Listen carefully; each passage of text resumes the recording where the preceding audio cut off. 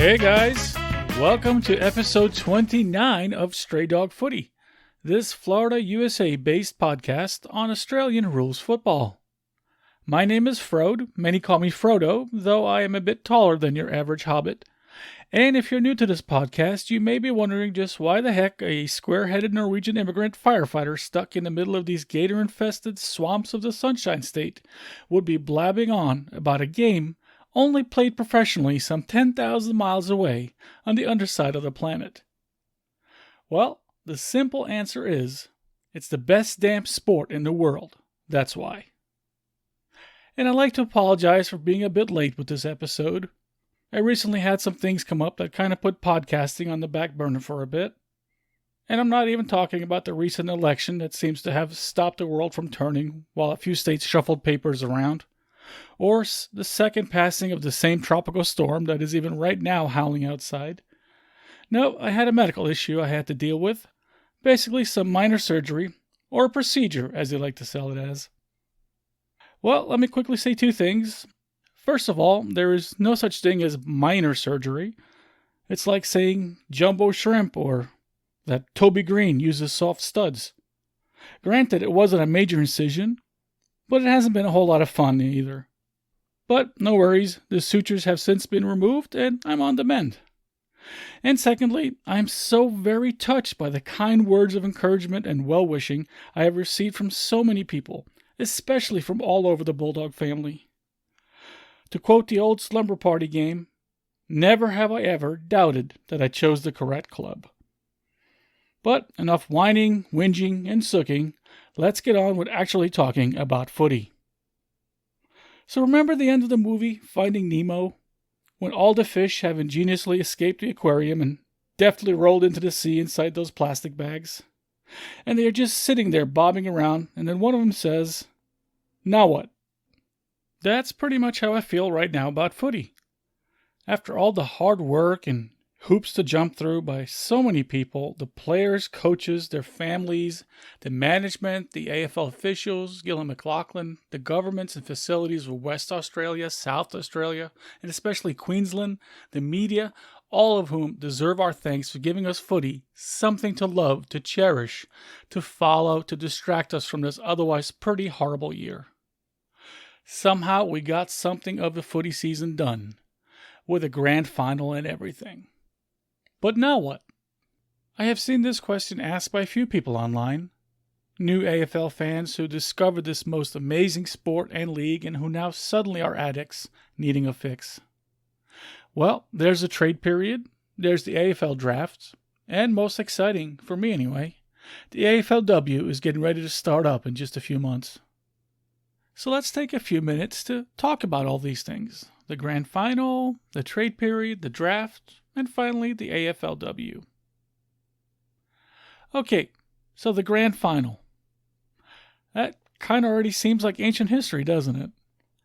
But it definitely was historical. It had the first nighttime start. It was the first time it was held in Queensland. Considering all the difficulties, it was a great event. And never suspect for a millisecond that I am not exceedingly grateful to all those involved in putting on this spectacle. But while the entertainment, with its light show and fireworks, looked impressive in the dark, I don't think it looked more impressive than the MCG full of screaming fans, their excitement easily read on their faces, as well as their signs. And as far as the entertainment, was it all that entertaining? I, for one, couldn't wait for it to be over so the footy would begin. For my money, that's the real spectacle. And as this was the first time we had this nighttime concert-style entertainment in the AFL, and I wasn't really emotionally invested in any of the acts, let me pull on a lifetime of experience watching the Super Bowl, which is what it seems many are trying to emulate with the grand final. All I can say is this much hyped entertainment, are we ever really all that entertained? Year after year, most of the Super Bowl acts are cringeworthy, to say the least. Even when some of my favorite musicians have been involved, it has inevitably felt forced, faked, watered down, clumsy, and or just plain commercialized. Last thing I will say about it, And remember, I am still so grateful for even having a season involving a grand final that I feel a little bit guilty about leveling criticism at the AFL. But don't try to be the NFL, and don't try to have the Super Bowl. You are already so much better in every way that matters to fans. Messing with the game itself, or the traditions around it, will most likely just result in something less than what you had already. Okay, moving on to the match itself, between the defending champs Richmond and the would-be challengers in Geelong. The first quarter gave us exactly what we were expecting. Tough contested footy. A little too tough, perhaps. A few minutes in, there was some scary injuries. Hate to see a stretcher wheeling out a player at any time, but it seems especially cruel at the start of a granny. Perhaps most agonizing for those watching was Gary Ablett Jr. going down and off the field with an apparent shoulder injury. Not the glorious send-off to a magnificent career we were all hoping for. But he got traded on the sideline and came back into his final match, which was great to see. But he was never the same, obviously in distress. And completely understandable, as later scans will indeed confirm a fractured shoulder. In the second term, it was all Cats who ran riot over the Tigers. All except for one little, late yet significant goal by one Dusty Martin that apparently galvanized his team at halftime. Combined with Dimma moving around a few key pieces, it gave us a second half that resembled the first in team colors only.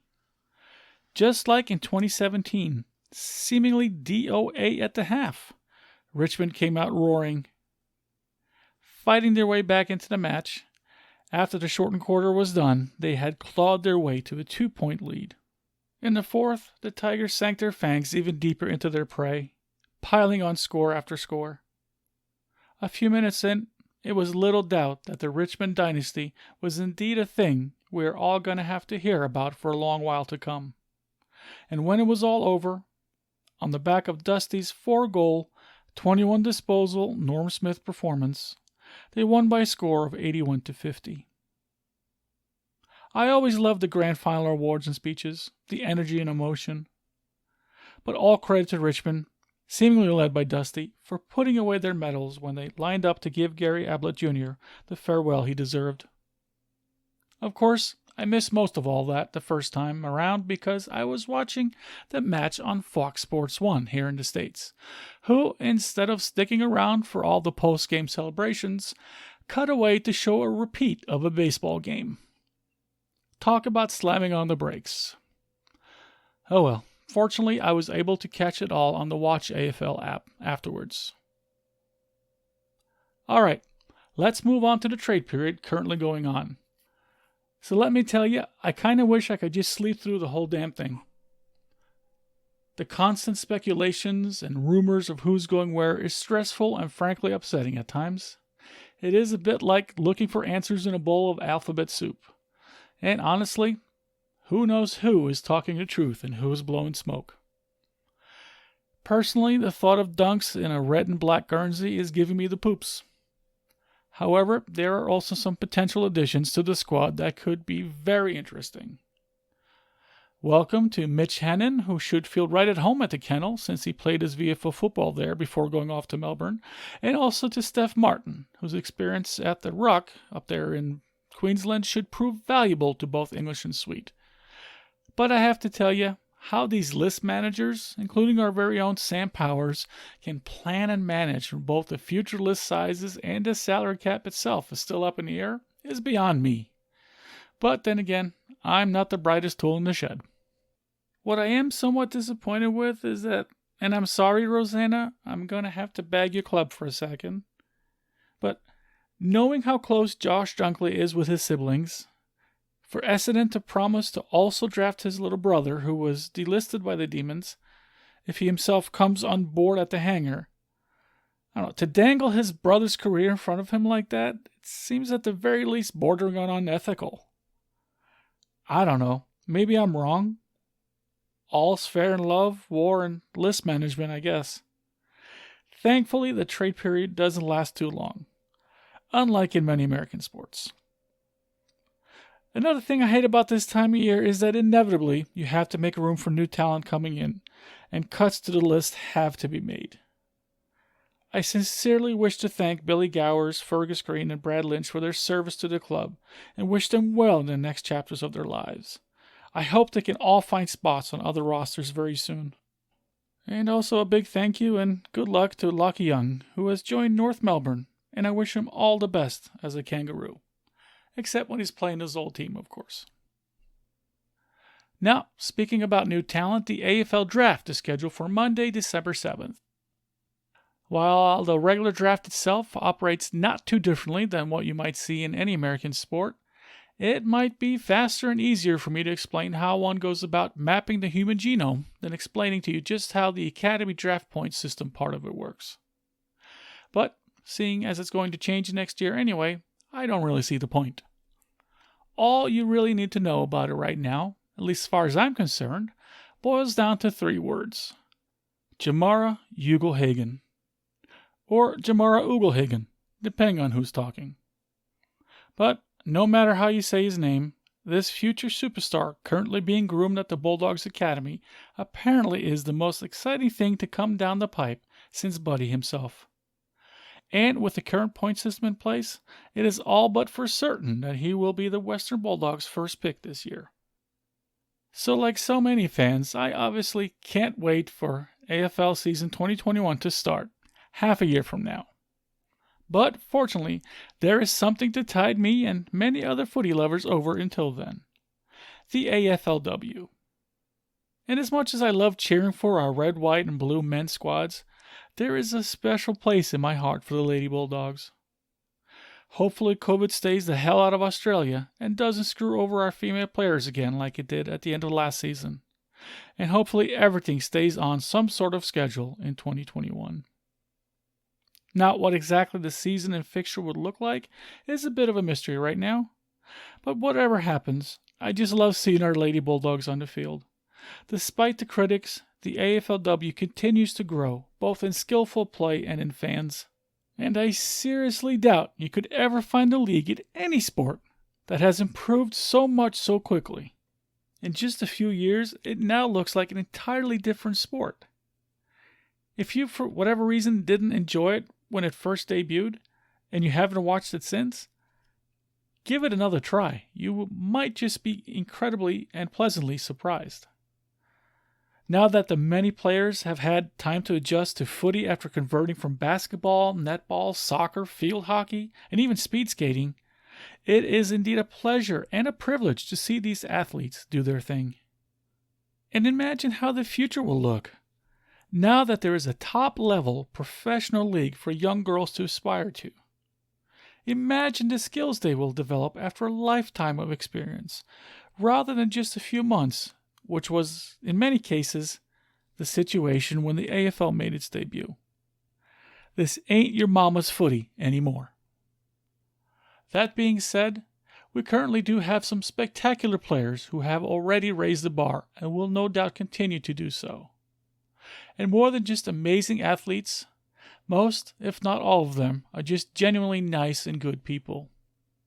So far, it has been my absolute pleasure and honor to meet the likes of Bulldogs Lauren Sparks, Eleanor Brown, Izzy Huntington, Bonnie Toogood, Brooke Lachlan, Kirsty Lamb, Ellie Blackburn, and Danny Marshall. Even Adelaide Crow's superstar Aaron Phillips was exceedingly nice to me, considering I was wearing a Bulldogs training shirt when we spoke. The caliber of young woman who makes it into the AFLW seems, to me at least, to be as much about character as it is about physical ability. So, now speaking about the Bulldogs specifically, and I'm pretty sure you know by now that this is my favorite thing to do, with the recent announcement of player numbers, and though I will definitely go into more detail in future episodes, here is our 2021 AFLW Western Bulldogs list. Wearing number 1 is Brooke Lachlan. Number 2, Ellie Blackburn. Number 3, Izzy Grant. Number 4, Izzy Huntington. Number 5, Gabby Newton. Number 6, Kirsten McLeod. Number 7, Dina Berry. Number 8, Bonnie Toogood. Number 9, Eleanor Brown. At 10 is Katie Lynch. Wearing number 11 is Lauren Spark. Number 12, Gemma Lagoya. Number 13, Celine Moody. Number 14, Elise Gamble. 15, Sarah Hartwig. Number 16, Naomi Ferris. Number 17, Elizabeth Georgiostathis. Number 18, Brittany Gutnick. 19, Ashley Guest. 20, Izzy Pritchard. Number 21, Bailey Hunt. Number 22, Hannah Scott. Number 23, Jess Fitzgerald. Wearing number 24, Kim Rennie. Number 25, Nell Morris Dalton. Number 26, Danny Marshall. 27, Kirsty Lamb. 28, Amelia Van Osterwyk. 31, Katie Herron. And wearing the number 36, we have Angie Gogos. There you have our Lady Bulldogs AFLW squad for season 2021. So, all this talk and excitement about the upcoming AFLW season has got me thinking about this week's Bulldog Bio. And I think it's time for me to say a few words about our AFLW Bulldogs head coach, Nathan Burke. Born February 6, 1970, Nathan Burke grew up to start his football career playing with the Pines Football Club, and he won a Best and Fairest in the under-19s. Starting his professional VFL/AFL career in 1987, he soon became known as a fierce rover and is widely regarded as one of the most courageous, consistent, and tough footballers to ever play for the St. Kilda Football Club. He was so rough and tough, in fact, that he eventually had to start wearing a helmet. At his retirement in 2003, he set the then club record for the most games with 323. During his playing time, he won the club's Best and Fairest count, the Trevor Barker Award, 3 times, and was selected to the All-Australian team on 4 occasions. He was St. Kilda's co-captain from 1996 to 1998, and skippered the side on his own in seasons 1999 and 2000.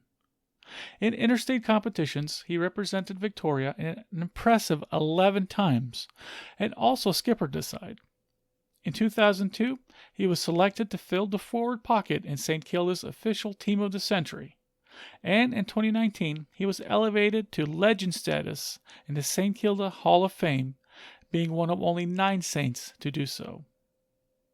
He was named the Herald Sun Player of the Year, the Age Player of the Year, Channel 7's Sports World Player of the Year, and also came in as runner-up for the Brownlow Medal. In 2020, Nathan Burke became the new coach for the AFLW Western Bulldogs, and we are lucky to have a man of such character and experience at the helm. And from all accounts, the squad seems to have nothing but love for the new coach. Though now a Bulldog, St. Kilda runs in Nathan Burke's blood, his uncle Nick Bloom also having played for the club. And possibly adding a new twist to season 2021, Nathan Burke's daughter, Alice, was drafted to the St. Kilda AFLW squad under the father-daughter provision this year. Might cause a bit of conflict at home, I'm guessing, but Coach Burke promises that Alice will be banned from his office when he takes his coaching materials and whiteboards home. In any case, I can't wait for when the Doggies play the Saints next, or any team for that matter. Hopefully 2021 will allow it to happen without any problems. Well, I think that should just about do it for this episode. As always, I thank you so much for listening. It means a lot to me. I would be so very thankful if you would be kind enough to share a link to this podcast with your friends and family. Maybe even give me a like and a rating wherever you listen to your podcasts. This particular podcast can be found on your favorite podcast player, obviously, or at straydogfooty.podbean.com. Podbean being where I personally listen to my podcasts. I would, of course, love to hear your feedback.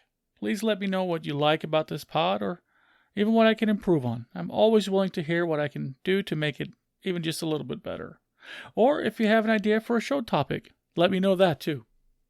As always, you can reach me on Facebook, Instagram, and Twitter at Stray Dog Footy, and by email at straydogfooty@yahoo.com. Also, I recently started up a YouTube channel called Stray Dog Footy Podcast, where I have added all the episodes to this show. It's basically just another easy way, without someone having to download any podcast listening apps, to tune into this pod. As usual, I should mention that I am not endorsed by or officially affiliated with either the Australian Football League or the Western Bulldogs Football Club, beyond being a huge fan and supporter.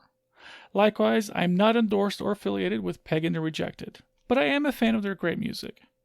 I would like to thank them for the use of their song Red, White, Black, and Blue, which I used a portion of, like always, as the intro to this episode. I will also play us out to their entire song and, of course, leave a link in the show notes so you yourself can find their music.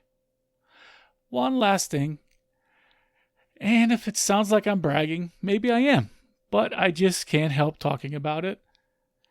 I recently received a shipment of merchandise that I had ordered from the Bulldogs online shop, and when I pulled out the shirts I had ordered for some family members, tucked inside was a blue Bulldogs Guernsey, signed by the entire team, with a card signed by Bulldogs captain Marcus Bontempelli that read, "Thanks for the support, Frode. Go Dogs." When I first saw it, my breath caught in my chest, and I'm not entirely sure my pulse rate has slowed to normal yet. It just seems somehow greedy for me to receive a surprise gift thanking me for supporting the club from over here in the States when I feel the club has already given me so much. I really just don't know what to say other than thank you to everyone at the club and at the shop. It certainly wasn't necessary, but it is very, very much appreciated. Okay, everyone, take care, be safe, and until next time, go Dogs!